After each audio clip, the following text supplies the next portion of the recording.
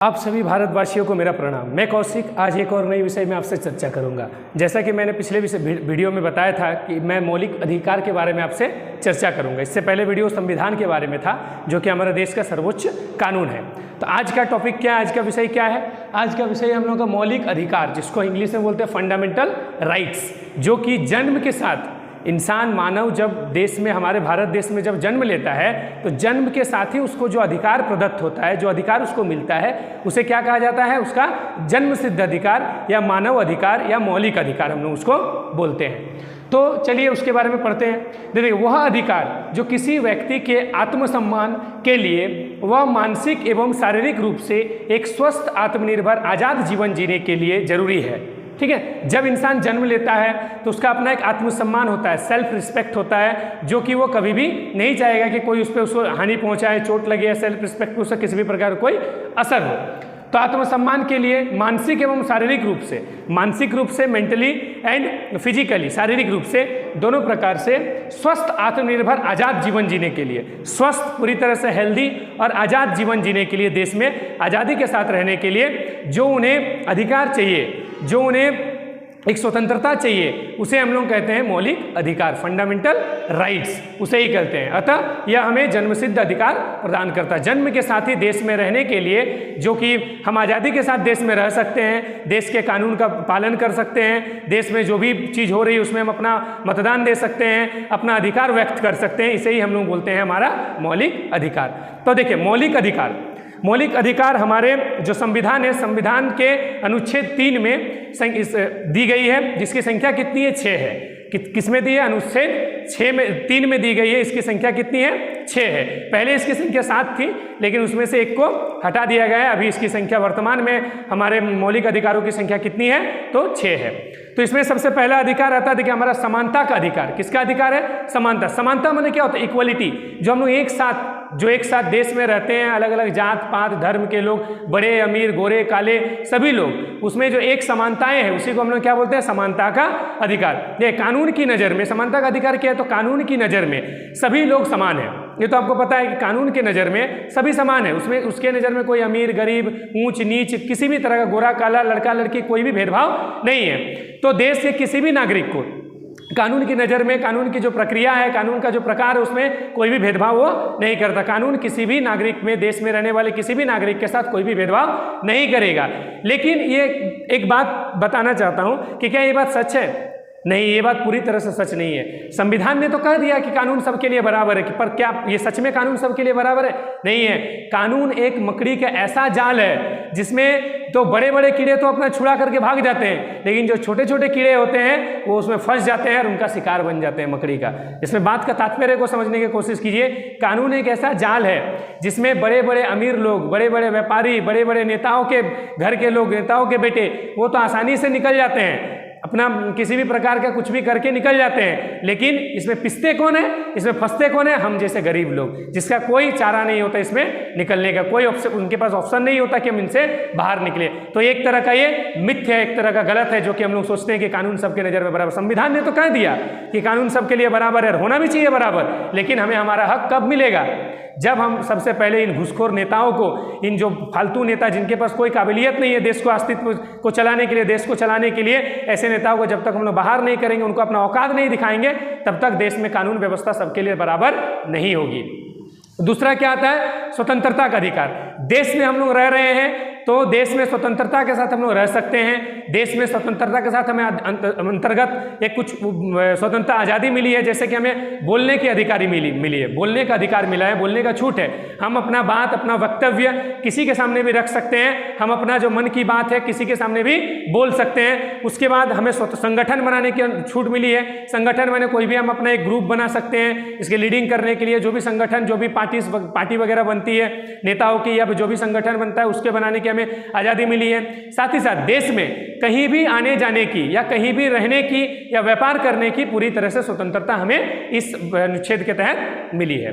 तीसरा आता है शोषण के विरुद्ध अधिकार। अगर हम लोग कहीं पर भी, ये शोषण से क्या अर्थ है? किसी भी प्रकार को, किसी भी चीज़ को अगर हम जबरन करवा रहे हैं, जबरदस्ती करवा रहे हैं, तो उसका शोषण हो रहा है। इसका मतलब जैसे हम लोग किसी भी बाल मजदूरी आप सुने होंगे, अगर 14 वर्ष से कम उम्र के बच्चों को अगर कहीं पर अगर मजदूरी करवाया जा रहा है तो एक तरह का कानूनन अपराध है, वो संविधान के तौर पर वो एक गैर कानूनी है, तो ऐसा नहीं करना है। साथ ही साथ हमें कहीं भी जा रहे हैं जबरन अगर कहीं पे कुछ बात करने कोई काम करने के लिए ज़बरदस्ती किया जा रहा है, जबरन किया जा रहा है तो वो भी कानूनन अपराध है। साथ ही साथ मानव व्यापार माने किसी भी इंसान का खरीद बिक्री हम लोग नहीं कर सकते, वो भी हमारा गैर कानूनी है। हम लोग मानव किसी वस्तु की आदान प्रदान या खरीद बिक्री कर सकते हैं, लेकिन किसी मानव होते हुए किसी मानव का हम लोग व्यापार नहीं कर सकते, ये गैर कानूनी है। तो ये कुछ कुछ हमें संविधान के तहत हमें कुछ कुछ स्वतंत्रता है, कुछ कुछ शोषण के विरुद्ध अधिकार हमें मिली है। साथ ही साथ चौथा नंबर पे आता है हमारा धार्मिक स्वतंत्रता। देखिए अधिकार जो कि सभी नागरिकों को मिलना चाहिए, मिला हुआ है। भारत देश में धार्मिकता का जो अधिकार है वो सबको मिला है। धार्मिक तौर पर हम अपने धर्म को बढ़ावा दे सकते हैं, अपने धर्म के प्रति उनको और ज़्यादा लोगों को प्रोत्साहित कर सकते हैं, धर्म का प्रचार कर सकते हैं, प्रसार कर सकते हैं, कुछ भी कर सकते हैं धर्म के लिए। वो किसी भी प्रकार का संविधान उसमें रोक टोक नहीं करेगी, कानून उसमें कभी भी हमारे सामने नहीं आएगी।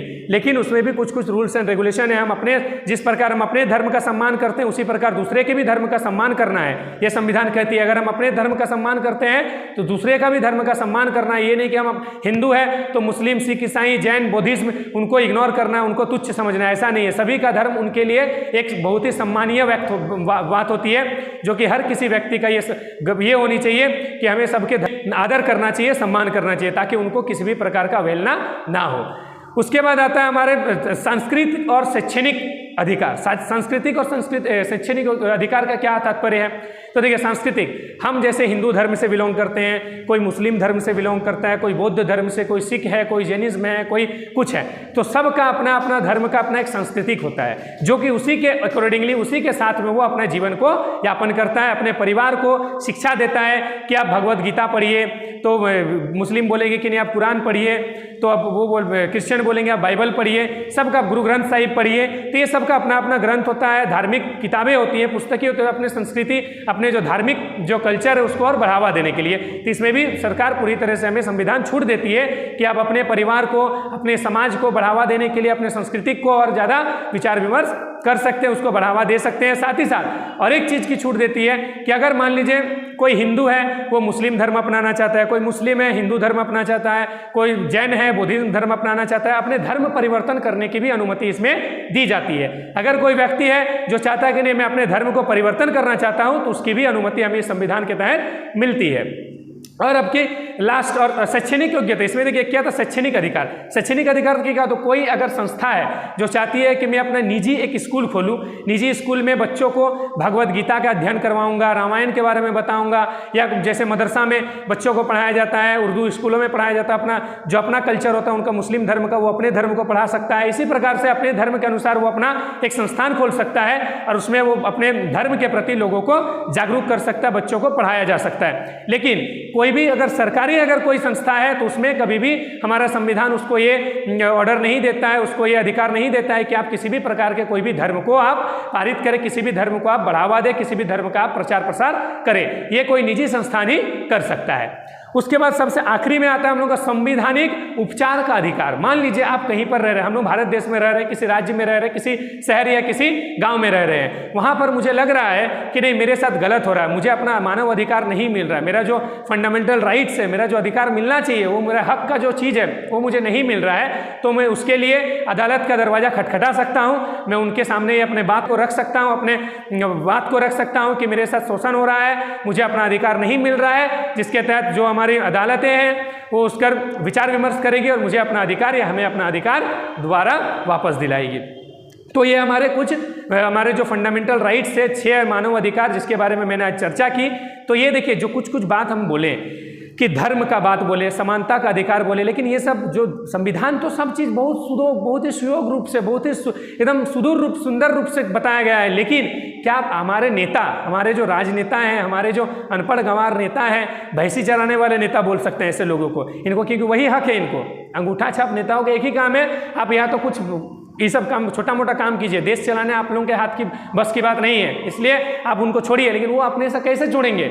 हम लोग तो उनको अधिकार दे रहे हैं, हम लोग उनको मौका दे रहे हैं, तो सबसे पहले हमको अपने आप को शिक्षित बनाना होगा, अपने आप को ये बताना होगा कि नहीं अब जो मतदान होगा वो एकदम सही हाथों में मतदान होगा, सही व्यक्ति को हम लोग चुनेंगे जो कि देश के लिए एकदम परफेक्ट होगा, जो देश को सच में सुदृढ़ बनाएगा, सशक्त बनाएगा और सभी देशों में एक ऊंचा नाम दिलाएगा। जब सभी देशों के आगे में भारत देश का नाम एकदम ऊंचा होना चाहिए, सब गर्व के साथ बोल सके कि वी आर इंडियंस, हम लोग भारतीय हैं। तो ये गर्व कब आएगा? जब हमारे नेता, हमारे देश के जो बड़े बड़े राजनेता हैं, उनको अगर सही ढंग से देश को चलाने का मौका मिले, अगर सही ढंग से वो देश को चलाएं, अगर जितने भी मंत्री हैं अगर देश को सही रूप से चलाएं, तब जाके हम ऐसा गर्वित होकर के बोल सकते हैं कि वी आर इंडियंस, हम लोग भारतीय हैं। तो इसी के साथ में आज हमारा टॉपिक खत्म करते हैं। आज का टॉपिक बहुत ही इंपॉर्टेंट टॉपिक था, तो आप एक बार जरूर वीडियो को देखिए। और अगला टॉपिक, जैसा कि अभी हमारा झारखंड में विधानसभा का चुनाव होने वाला है एमएलए के लिए, तो मैं अगला टॉपिक में बताऊंगा कि एमएलए बनने के लिए, एक विधायक बनने के लिए उसमें क्या क्या काबिलियत होनी चाहिए, उसकी शैक्षणिक योग्यता क्या होनी चाहिए, उनका कैरेक्टर का क्या तात्पर्य होना चाहिए, सारे चीज़ों के बारे में डिस्कस करूंगा। और हमें कैसे लोगों को चुनना चाहिए एमएलए के लिए, उनका पावर क्या होता है एमएलए का, ये सारे चीज़ों के बारे में मैं अपने अगले वीडियो में आपसे चर्चा करूंगा। तब तक के लिए जय हिंद, जय भारत।